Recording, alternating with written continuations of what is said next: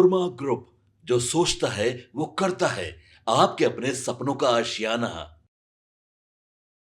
क्या नीतीश कुमार ने मुख्यमंत्री की कुर्सी का डील कर लिया है? क्या एक बार फिर से नीतीश कुमार 2025 के चुनाव के बाद मुख्यमंत्री नहीं बनेंगे, या फिर नीतीश कुमार क्यों मुस्लिम वोटों से दूरी बना करके एक नई रणनीति पर काम कर रहे हैं? इसके पीछे की पूरी कहानी क्या है, इसको समझते ही आपके दांतों तले उंगली आ जाएगी। जिस तरह की बातें चल रही हैं और जिस तरह से वक्फ बोर्ड बिल के बाद आपने देखा होगा कि मुस्लिम वोट बैंक नीतीश कुमार से दूर होता जा रहा है और नीतीश कुमार भी इस पर बहुत ज़्यादा तवज्जो नहीं दे रहे हैं। बिहार की राजनीति में एक नया मोड़ आ गया है और वक्फ बिल के समर्थन के बाद नीतीश कुमार मुस्लिम वोटों से काफ़ी दूर होते जा रहे हैं और मुस्लिम समाज भी नीतीश कुमार से दूरी बनाने लगा है। इस बिल के पारित होने के बाद जनता दल यूनाइटेड में मुस्लिम नेताओं ने लगातार इस्तीफा दिया। हालांकि इस इस्तीफे को लेकर के जनता दल यूनाइटेड के भीतर बहुत ज़्यादा परेशानी नहीं दिखी और सीधे तौर पे ऐसे नेताओं को जिन्होंने इस्तीफा दिया है उन्हें छोटा नेता बता करके बात को वहीं समाप्त करने की कोशिश की गई। लेकिन इसके पीछे की कहानी बहुत, अगर देखा जाए तो नीतीश कुमार की रणनीति का एक बड़ा ट्विस्ट भी हो सकती है। नीतीश कुमार जिस तरीके से राजनीति करते हैं बिहार में और जिस तरह से भारतीय जनता पार्टी के साथ वो खड़े नज़र आ रहे हैं और भारतीय जनता पार्टी जिस तरह से इस बार के चुनाव में नीतीश कुमार की जगह खुद लीड करना चाहती है, ये सारी बातें देखने सुनने को मिल रही हैं। बिहार की राजनीति में हमेशा से मुस्लिम और यादव समुदाय के बीच गठजोड़ पर निर्भर रही है। इसे आमतौर पे MY फैक्टर कहा जाता है, जो लालू प्रसाद के पास है। इन वोटों में बीच बीच में सेंधमारी होती रही है और इस सेंधमारी का सबसे बड़ा कारण रहा है कि कहीं ना कहीं नीतीश कुमार मुस्लिम समाज के लिए जो काम करते रहे हैं या फिर मुस्लिम समाज के कोई नेता बिहार में आते रहे हैं, जैसे असदुद्दीन ओवैसी। वोटों का बिखराव भी होता रहा है और ऐसे समय में राष्ट्रीय जनता दल से ये जो MY फैक्टर है वो छटकता रहा है। वक्फ विधेयक के पारित होने के बाद यह सवाल उठने लगा है कि क्या मुख्यमंत्री नीतीश कुमार मुस्लिम वोटों से दूरी बना रहे हैं। हाल ही में वक्फ विधेयक पारित होने के बाद मुस्लिम नेताओं ने पार्टी छोड़ने के कारण सवाल कई खड़े हो गए हैं। मुस्लिम जिस तरह से समुदाय की संख्या बिहार में 17.7% है और ये पारंपरिक रूप से महागठबंधन खासकर राष्ट्रीय जनता दल के वोटर कहे जाते हैं। बिहार में 2020 के विधानसभा चुनाव में मुस्लिम और यादव समुदायों का वोट महागठबंधन के पक्ष में निर्णायक साबित हुआ था और ये 80% के आसपास गया था RJD और महागठबंधन को। लेकिन इसमें भी सेंधमारी हो गई थी और AIMIM ने इसमें एक बड़ी सेंधमारी की थी। हालांकि नीतीश कुमार को 0 सीटें मिली थी और ये नीतीश कुमार अच्छी तरह से समझ गए थे। पिछले कुछ दिनों से वक्फ संशोधन बिल पर नीतीश कुमार का समर्थन JDU में असंतोष का कारण बना हुआ है। जब से यह विधेयक संसद में पारित हुआ है, पार्टी के 3 प्रमुख मुस्लिम नेताओं ने इस्तीफा दिया है। इसके साथ साथ लगातार इस्तीफों का दौर जारी है और ये दर्जनों तक पहुँच गया है। नीतीश कुमार जो पहले मुस्लिम वोटों के समर्थन करते थे, आज अचानक से मुस्लिम वोटों से दूरी बन गई है। इसके पीछे का कारण किसी को समझ में नहीं आ रहा है और ये समझ करके और ये जैसे चर्चा होती है आपस में लोग बात करने लगते हैं कि क्या नीतीश कुमार को मुस्लिम वोट नहीं चाहिए। इस पर नीतीश कुमार का कोई भी जवाब नहीं है और उनकी पार्टी की तरफ से जो जवाब आते हैं वो जवाब भी संतोषजनक नहीं है। सीधे तौर पे ये समझ में आ रही है कि मुस्लिम वोट नीतीश कुमार से खिसक जाएंगे तो नीतीश कुमार का क्या होगा। लेकिन 2005 से लेकर के अब तक अगर इतिहास देखें तो नीतीश कुमार को मुस्लिम समाज का बहुत ज़्यादा समर्थन नहीं मिलता रहा है। कभी 5 कभी 6 सीटें अधिकतर उनको मिली है और कभी तो 0 पर ही वो अटक गए हैं। इस पूरे समीकरण में एक बात तो साफ नज़र आ रही है कि नीतीश कुमार की CM कुर्सी, अगर नीतीश कुमार रणनीतिक रूप से और अपनी चाणक्य नीति का इसमें इस्तेमाल कर रहे हैं और जान करके मुस्लिम वोटों से दूरी बना रहे हैं, तो इसके पीछे भी नीतीश कुमार की एक बड़ी रणनीति है और ये रणनीति हम आपको बताते हैं। इस रणनीति के पीछे नीतीश कुमार की क्या मंशा हो सकती है, कहीं ना कहीं अब कयासों के बाज़ार में और ख़ास करके जब गहराई से गंभीरता से इस बात पर मंथन किया जाता है तो समझ में आने लगती है। बिहार के मुस्लिम वोट हमेशा से महत्वपूर्ण रहे हैं, खासकर सीमांचल के क्षेत्र में जहां मुस्लिम आबादी ज़्यादा है। लेकिन अब यह देखा जा रहा है कि मुस्लिम वोटों में विभाजन हो रहा है। 2020 में विधानसभा चुनाव में मुस्लिम उम्मीदवारों की संख्या में गिरावट आई थी और 2020 में सिर्फ 19 मुस्लिम विधायक चुनाव जीतने में सफल रहे थे। इसका मुख्य कारण यह है कि मुस्लिम समुदाय के वोटों के विभाजन के कारण इससे राजनीतिक समीकरण बदल रहे हैं। नीतीश कुमार के साथ साथ विपक्षी दल भी इस विभाजन को अपनी रणनीति का हिस्सा बना रहे हैं और नीतीश कुमार इन सब चीज़ों पर विशेष फोकस करते हैं और तवज्जो भी देते हैं। ऐसी ही स्थिति में नीतीश कुमार के लिए यह एक चुनौतीपूर्ण समय है। इनके लिए मुस्लिम ओवैसी ईबीसी समीकरण विधानसभा चुनाव में तभी काम करेगा जब वो लालू यादव के साथ गठबंधन में रहेंगे, लेकिन नीतीश कुमार लालू प्रसाद के साथ गठबंधन में नहीं है और दूर दूर तक ऐसा लगता है कि वो अब इस चुनाव में तो लालू प्रसाद के साथ नहीं जाएंगे। भले ही भारतीय जनता पार्टी के साथ रह करके उनको दिक्कत भी होगी तो भी वो इस चुनाव में भारतीय जनता पार्टी के साथ रहेंगे और मुस्लिम वोटों को अपने से छटका करके रखेंगे। इसके पीछे की रणनीति आप अच्छी तरह से अब समझ गए होंगे कि नीतीश कुमार चुनाव के बाद जो समीकरण है उस समीकरण पर ज़्यादा तवज्जो दे रहे हैं। नीतीश कुमार को पता है कि हिंदुत्व वाली नाव पर सवार होकर के नीतीश कुमार अपने महिला वोटर और जो अति पिछड़ा और पिछड़ा समाज में गैर यादव वोटर हैं उनको अपने साथ लेकर के आएंगे। खास करके लौकुश समीकरण का जो 10-12% वोट है उस वोट को भी अपने पाले में रखने में वो सफल हो जाएंगे।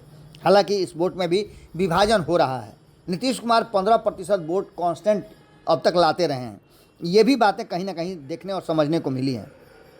इन सभी बातों के बीच आपको बता दें कि बिहार की राजनीति में मुस्लिम और यादव समुदाय का वोट बड़ी महत्वपूर्ण होता है और ये एक तरह से समझिए तो एक सिक्योर वोट है जो जिस पाले में चला जाता है। अब तक तो यही देखा गया है कि ये लालू प्रसाद के पाले में जाता रहा है।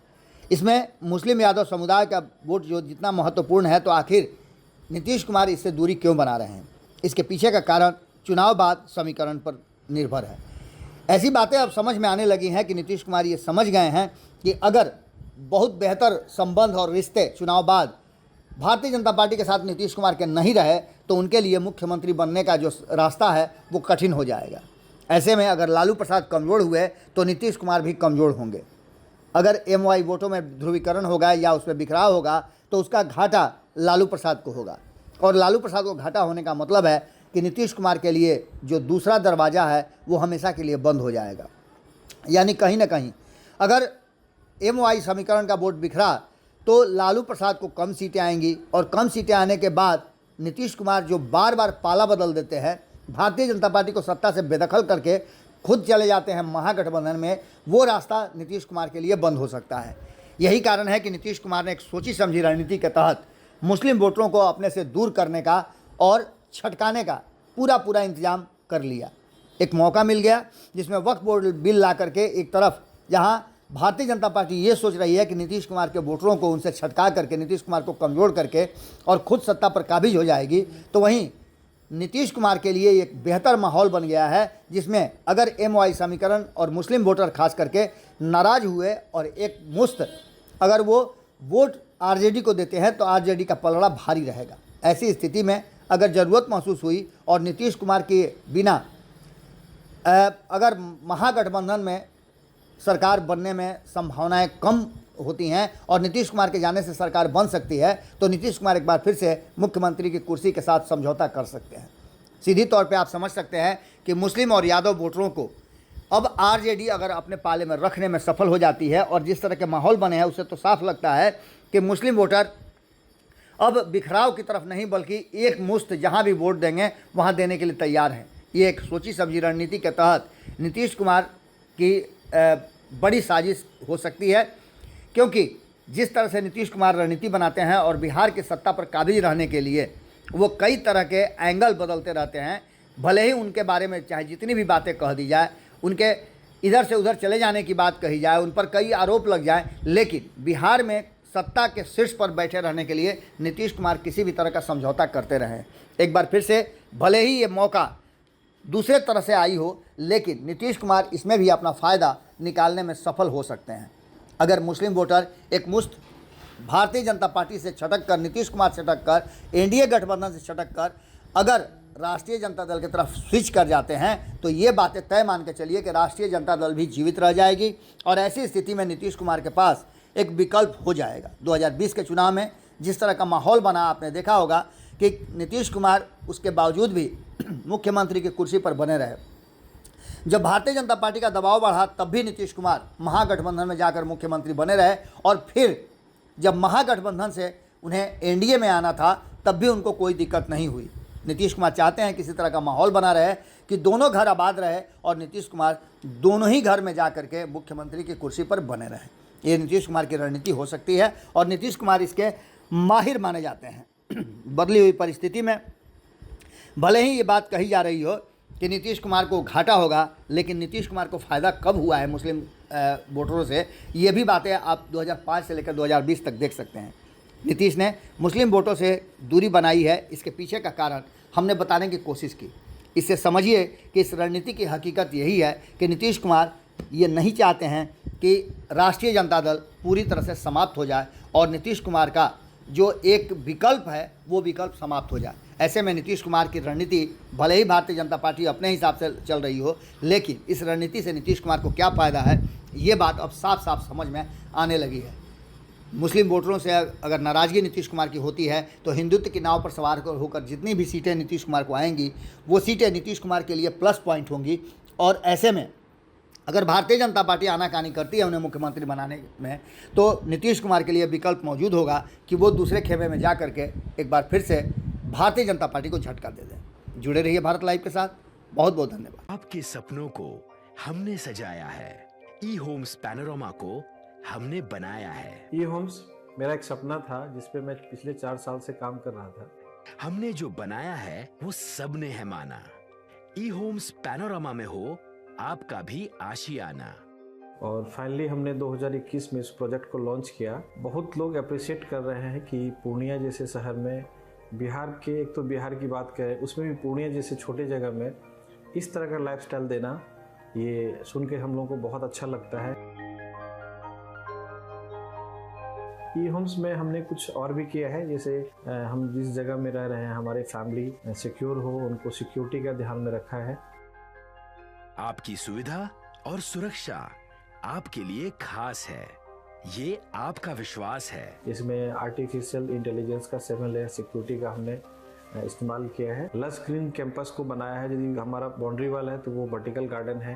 ये जितनी भी फैसिलिटी होता है एक इंटरनेशनल टाउनशिप में ई होम्स है, ये हम लोग विश्वास नहीं कर पा रहे हैं। जो भी हमारे मित्र दोस्त या जो भी हमारे बाहर के बाहर आते हैं तो हम लोगों को बहुत अच्छा सुनने को मिलता है और बहुत अच्छा क्रेडिट मिल रहा है। वो सारा हमने सिर्फ एक बिल्डिंग नहीं बनाया, हमें एक बहुत अच्छा लाइफस्टाइल दिया ई होम्स में, और मेरा एक सपना था जिसको मैं आज फुलफिल होते हुए देख पा रहा हूँ। ये आपका आवास है। ई होम्स पैनोरामा में अब आपका निवास है। E homes Panorama, luxurious lifestyle redefined. Panorama group, जो सोचता है वो करता है। अगर ये वीडियो पसंद आई और वह बिहार के राजनीति और बिहारियत से सरोकार रखेनी तो सब्सक्राइब बटन दबा के चैनल के सब्सक्राइब कर ली। ओजे एगो घंटी बा, ओकरा बटन दबा देला से कुल सटीक और मारक खबर रुआ मुफ्त में मिल जाई। अगर रुआ पत्रकारिता के हमनी के नया प्रयोग में सहयोग कर चाहतानी तो ज्वाइन बटन दबा दी।